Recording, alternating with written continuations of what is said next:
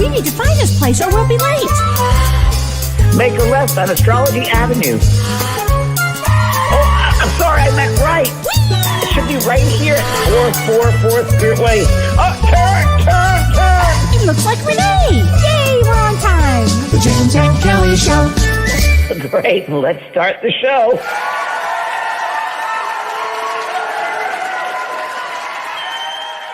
So time does exist on this planet.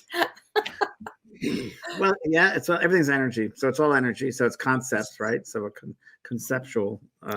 I think as humans, we need to have these concepts, or these belief systems, if you will. Yeah. What do you think time is, Kellee? I think time's an illusion. Except on this planet, it's necessary. And I can tell you from my own personal experience, James, and I've shared this with you. As a lot of people know, I had a traumatic brain injury. And as a result of that, I was literally out of my body. I would not have called it a near-death experience, but it's the closest I can say without it being a near-death experience. And here's what I saw in that. For a long periods of time, I saw this. Time is an illusion. You could be anywhere. You could be in several past lives back. You could be right where we are. I could be in the future. I saw it. I saw that only Earth has time, that time really doesn't exist anywhere else. True. And I saw that's the first spiritual law that I saw, basically, that it doesn't exist. That's exactly right. That's exactly what Barbara said too. It's a construct of this three-dimensional world. Yes. When I had my near-death experience, the first thing I experienced was I'm outside of time.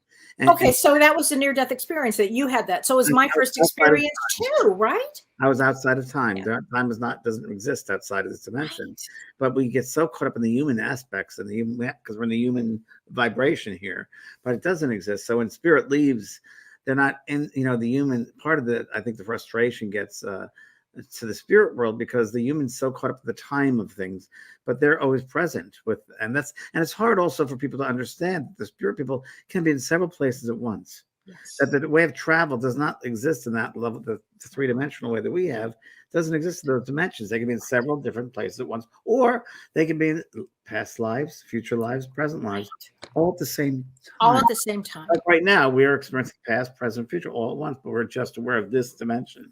Right. So it's all energy. Yeah. James, my thought is this. You know how people are seeing 11-11, 11-11 all the time? Yes. I think that was programmed into us to wake up because on Earth, there is time. You only have so much time. And here's the game. You don't know how much time that is. It's true. And I think that has a lot to do with this 11-11 that people keep. Every time they start to wake up, they'll say, oh, Kellee, I just saw 11-11. Yeah, I mean, that starts to wake people up. 11-11 is the meaning of waking up, of something new beginnings. Yes. Yes. It's very, very true. A lot of people want to talk about quantum physics, and I do believe in quantum physics. I don't know a lot about quantum physics, but I did do some research because I'm thrilled. It's a concept which a lot of people have a hard time with. And I'm not a scientist in physics, but it's different than physics. So I looked this up, and I'm going to read it to everybody because quantum physics and the law of attraction and consciousness. Okay, so I'm just going to read a little bit of what this. It makes a little bit of sense. I think the best way to hear this is to close your eyes, because that way you'll really hear it. So I'm just going to read this to you as best as I can. All right. I'm going to put some light on so it could help. Hold on. I'm just sitting here closing my eyes. Close your eyes. There you go. Okay. So keep your eyes closed and just listen because it's very interesting, I found. Take, for instance, quantum physics. It is a branch of science that describes how the smallest particles like protons, electrons exist and interact with each other. The challenge is that quantum physics is bizarre as it doesn't follow the classical understanding of regular physics. Okay. In classic physics, you can predict where a wave of light or an object will be in the future, given its current position. But with quantum physics, you can't make 100% correct predictions of where the particles will pop in and move. And it's out of existence all the time. And energy is a property of a particle. Understanding in quantum physics is difficult. See, because the energy comes and goes. And the thing that really is really works with energy, our thought forms. Our thought creates energy. It's our thoughts will move that energy, if you will. Also consider that the light can exist both as a wave and a particle based on how it is observed. Okay. And it quickly becomes clear that we have yet to understand how everything works on the tiniest of scales, how the two are connected. The consciousness of the human experience is a microcosm of the larger universal consciousness. As such, our soul, our role and place in reality becomes more significant. When it comes to quantum physics, it is often said you can't have a universe or a reality without the mind entering into it. It is it's just true because you have to think of something, you have the mind to relate to it, to think of it. It is generally thought that the mind actually shapes the very thing that is being perceived, okay, which we create with our mind. So we created this whole world, this whole universe with our minds. See, in simpler words, you shape your reality. It is also speculated by some scientists that consciousness itself could be a byproduct of quantum phenomena. In that way, your brain could actually be a quantum computer. This is a connection between quantum physics and consciousness. One influences the other. Interesting. Isn't it? Wow. Huh. That's a lot to ponder there. Well, Ponder this. It kind of is. It kind of is, but it makes more sense to me. And I don't know if I'm just older or the work that we do that it all exists at once. It's all at the same time. There is no past or future. It's all the same. It's all now. I think it's people here are limited because it's hard, to imagine anything. Well, because we're measured by time. Time and the way we visually see things, and people kind of get so stuck in their way. But it's interesting because they get stuck in time too. Absolutely. I mean, Albert Einstein says he's talked about the special theory of relativity. I have all his books. You do. Okay, phenomenal. Amazing. Yeah. In other words, the rate at time passes depends on your frame of reference, which I always found so true. It's very true. Yeah. That's true of everything. Everything. And it is your mindset about everything. So no matter what's going on during your day, it's where's your mind? What's your mindset? What is, if something annoys you? Why is it annoying you? What is it bringing up? What is not resolved? What's not centered? So it's a mindset. This with everything. And it's funny. I walked into Pearl's dog place today, and on the wall, and it said, "Everything is a mindset." Oh, it's very true. It's very, very true. Everything is a mindset. Everything in your life is a mindset. It's where you place your mind, and you can be a victim or you can be empowered. Like full moon you're talking about. I mean, I've had this creative stuff coming up. Like, I'm always early before the moon, like 2 or 3 days, and I've had all this TV things and all this stuff coming up, like all this creativity stuff pouring in. You're always ahead of the game with that. It's so strange, but it's an interesting thing because it also is a time, I think, all of us, again, the more we know ourselves, right? The more we know ourselves, honor who we are, not someone else's. Yes. Who we are. Don't measure yourself to anybody else because you'll never win that way with who you are. But the more you know yourself, and the more you feel that sense of, now it's my time. This is the right time to do something, or I should hold back, and take the plunge. Take the plunge. But only you would know. You're absolutely right with what you're saying because it's important. Earth, the construct here has to do with time, and my thought is on the other side there are teachers that teach you before you incarnate, like to help you remember you're going to be on here, and here's the thing. There's this thing as time. Have you ever met people, James, that for whatever they're never on time ever, like ever? Oh yes, I have. I mean, never on time. What do you think of that from a therapist point of view? Well, I used to think, I have two thoughts on it. From a therapist point of view, a lot of therapists will think that's narcissistic. Okay. From a spiritual standpoint, I sometimes sit back and go, okay, that person is an artist on that side. They don't know from time, or they're this on that side. They don't know from it. Didn't think of that. Wow. Yeah, I think about that a lot. And they just want you to pay attention to them. But I said narcissist. Yeah. But I mean that too. But I've also seen it where artists get so involved in their work that they lose. There is no such thing as time for them. But the fairy whole thing. I mean, I did know some of a great friend of mine, and she's such a fairy goddess girl. Doesn't belong on this earth, and she's like a gypsy, and she's fabulous. And together we just laugh because I understand that energy, and I love that leprechaun fairy energy, that diva kingdom. I love that. To me, that's in some ways more real than the physical. I get that. Not a problem, but we have to also be mindful that we are here at this school, and we have to be grounded. We got to be here. We can have those elements with us, but we also have to be in this world and of this world. Well, we have to be in this world, absolutely. And the thing that's important to remember is there is only so much time that everybody has. And one thing I wanted to ask you is to talk about this as a psychic, the way I've always viewed things, the way it appears to me. And I'm sure, I don't know how it appears to you, but for me, it'll appear like, as you just said about when you're talking about quantum physics, I could see 12 moves. And my energy would feel towards whatever honestly, 12 moves. I could go here, I can go here, I can go here. And then what would happen is things all of a sudden would change. It's what you just said when you were talking about quantum physics. Like things would move and change. Yeah. I've had some experiences, Kelly, some really interesting experiences when I used to do private readings a lot. Not much anymore, but when I used to do them, quite interesting, because as they were tuning in, I would tune on an intuitive level first before you get to the mediumship. That's how I'd start tuning in. And I would immediately pick up issues, situations from the soul, right? Right. Reading. And I realized that soul's in pain from several lifetimes before. And I'd see them being stretched on the table. I'd see them being, whatever would happen. I'd see future stuff in a world which didn't, hard to understand. I'd see that. And I'd know this current lifetime, they're working on certain things from past and present and future. And that's because you're talking about it from time as an illusion. So when the soul comes in, the soul doesn't say, well, today is Tuesday at this day. The soul is enormous. It's true. There's no, and they're outside of time. Time's only relative. Yes. So like we talk about doing demonstrations or one-on-one readings, demonstration. The spirit world's already, in their world, that's already occurred. So we say to the humans, they know who's doing the readings for. It's already happened in their world. So you don't have to do anything to get a read. They've already controlled it. It's so interesting because, again, one of the things I find that when people are getting ready to pass over, and we as humans, and someone spoke about this yesterday in my workshop, about being in a coma and about, what is the time?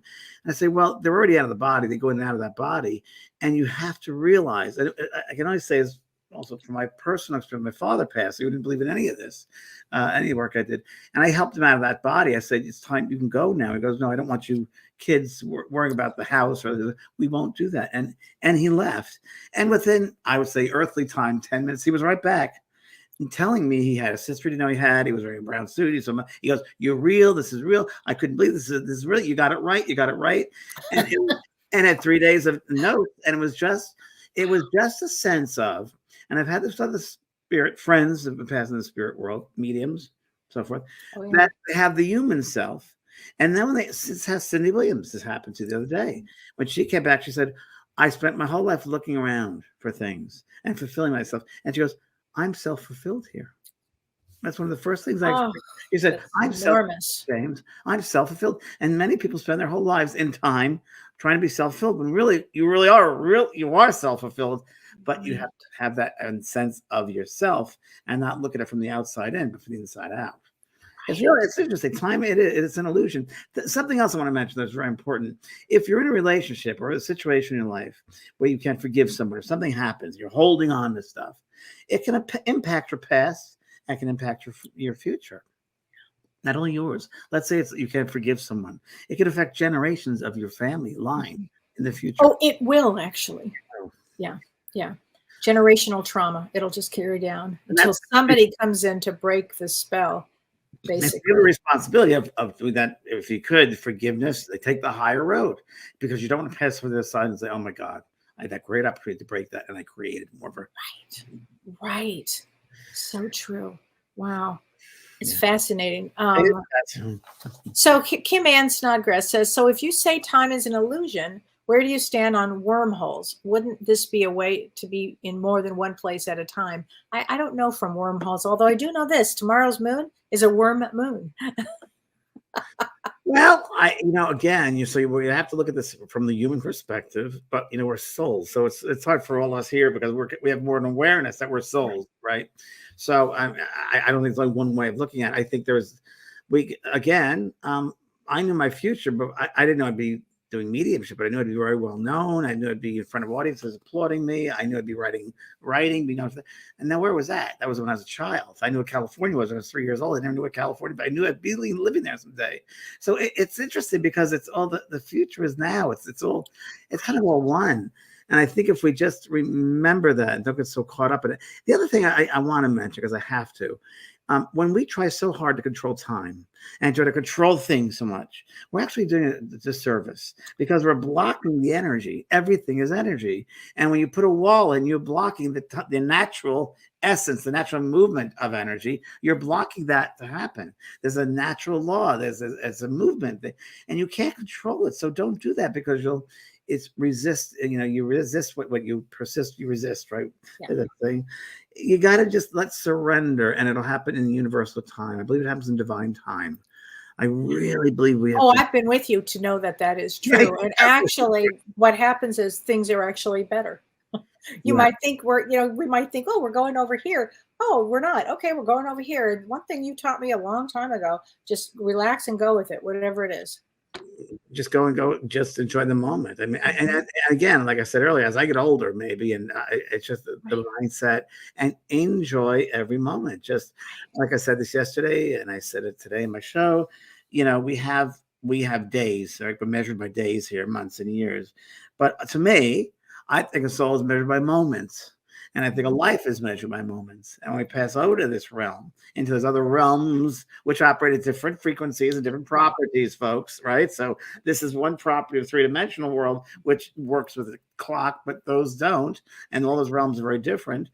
And I just think you have to be conscious of living in that moment, because each person you meet at that moment, there's a specialness, there's a connection there, and there's a rippling effect that takes place with how you behave in that moment with people. Whether Absolutely. are nasty and mean, you don't have to be that way. Change energy, make it. I mean, I do that, practice at the dog park every day. And people say, well, that's my bull. I said, oh, it's everyone's bull. It's a community. We're all here together. And they look at me like, oh, good. And they get it. But it's, you're placed at a certain, I believe we're all placed at a certain time, a certain space. There's no accident for that. We're there we might not know the reason is at that moment and why someone died at that moment or why died that way or left us but there's a reason behind it all. That's the frustrating thing in this time world. We can't see the future of it, you see. I know you can't. Yeah. I mean, it's a unique school, isn't it? But it's a great school in that respect because no other place like it, by the way. And it's a hard school. It's an advanced school, but use it for the best way and realize that we're students. We're all students learning. Students are learning. You get things wrong. That's part of learning. You know what I saw also, James, other than time was an illusion? I saw that first. The second thing I saw, which I think is important and relevant, is I saw that there was no such thing as mental illness. As mental illness? None. There's no such thing as it. What happened is I would look at everybody's life through a huge lens from up above that was all about trauma. So they would come here and there'd be all kinds of trauma. And the trauma would shape their destiny into whatever, here we name it to tame it. But in actuality, there is no such thing as mental illness. Not only their trauma, but maybe their family's trauma. Oh, absolutely. Generational, for sure. And that's why it's so important to be in the moment, making really good, clear choices. Present in the moment, know thyself. I mean, these are basic and strong and truths. Yeah. And what's your mindset? Where do you place your mind? Right. Exactly. Oh my God. And it's not like you and I got here just recently with this. We've practiced this. We've practiced it over and over and over. And my whole life. And it was really interesting because as a kid, and I just say this because I am who I am. I was very lucky because I was one of 4 kids, and I was really an alcoholic mother. I really raised myself by sister, but I always was pretty strong in a sense of knowing who I was. Very lucky. Very lucky because I was bullied when I was a kid. I was a tiny little boy, and I was bullied. I think it was because and a healer friend told me that you came back at a short stature this lifetime because you have so much power and energy that you would intimidate people if you. Oh, absolutely, absolutely. You had to come in a smaller package. Yeah, and that's very true. Bullied me. I'm like, what are they doing? Like, what? It felt so forward. It's like, why are they like wasting their time with that? I didn't understand that. I know. It's interesting. It's a very, very interesting thing. But I think if you have a good sense of who you are, know who you are, a good bit. I think one of the things I've learned also from when that near-death experience and several thousands of readings have done, that we need to be less critical of self. We really need to stop judging ourselves so harshly, because we don't want that to continue on. We want to change up. We want to honor ourselves. You don't want to wait till you pass over and then say, wow, I should behave better to myself. Treat yourself to a good time. Tomorrow night is a full moon in Leo. Have a party, folks. Well, and that's a great day for a party, actually. Leo's a party, and it's a love fest. So it's a great time. Absolutely. James, here's a good question. This is from Dawn Wonder, and she says, are you traveling to any events this year? Kellee, are you? So you start, and then we could talk about the mediumship later. Yeah. Well, I'll be traveling to Florida. So I'm being in Florida in April. I'll be in Florida on both coasts. I'll be in the 15th of April. Oh, there you are. Well, thank you very much, Renee. The 15th of April, I'll be in Fort Lauderdale at the Parker Playhouse. And that I've done that before, and a great time, great people, a lot of fun. It's going to be a real good event, that one. And I'm going to do it a little different than I do, because I'm only doing a limited amount this year. And then I go to St. Pete's the week after that, and I'm working with Michael Beck with a bunch of spiritual teachers. There's a show called The Awakening, and it's at a church in St. Petersburg, and that'll be Wednesday. I'll be opening up that conference. And then April, and then I will be going to touring in Scotland with Gordon Smith in October. Well, then we'll go to Kellee in August to the cruise. We're going, and then also in September, we're doing the mediumship and psychic convention in Los Angeles. Yeah, that's a huge one. Big one. And then, and then we're going to be doing October. They'll be in Scotland and England and Ireland and Wales. And it's a lot. It's a lot. So there you go. And time will not be an illusion in that. You have to be here and there and there. It's a very interesting thing with time on airplanes. I've done my share of airplanes, and that was the worst. Oh, I know. Flying. I don't like flying. But that's where I really had to learn about time and surrender. And I did. What's the worst that could happen? I'll pass the other side. Yeah. That's so true, James. So you got to release control when you fly. You really do. When you travel, especially nowadays when you travel, you got to release it. You have to. Thank you for your time. Thank you for your time. All right. Love you. Say bye, everybody. Thank you, Kellee. You've been listening to Both Sides Now and Beyond, featuring spiritual medium and master teacher James Van Praagh and spiritual medium and psychotherapist Kellee White. That was great. Maybe we changed some lives. And maybe opened up some minds. Which way do I turn? Right. I mean left. The James and Kellee Show.